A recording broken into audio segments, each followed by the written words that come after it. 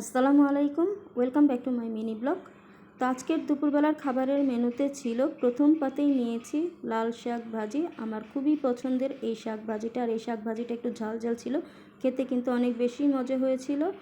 আর সেই সাথে আছে লাল শাক ভাজির সাথে এখানে দেশি মুরগির ডিম ভাজি।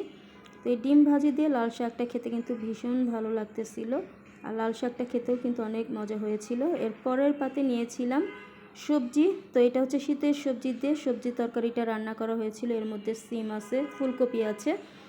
তো সিম আর ফুলকপিটা দিয়ে এই সবজিটা খেতে কিন্তু খুবই মজা। আর এখন যেহেতু শীতের সিজন, তো এই সিজনে কিন্তু অনেক রকমের সবজি পাওয়া যায়। তো সব রকমের সবজি দিয়ে কিন্তু এই সবজিটা রান্না করা যেতে পারে, খেতে কিন্তু খুবই ভালো লাগে। তো এর পরের পাতে নিয়েছিলাম আমার পছন্দের ডাল, সাথে ছিল লাল শাক ভাজি। তো আলহামদুলিল্লাহ প্রতিটা খাবারই কিন্তু অনেক বেশি মজা হয়েছিল।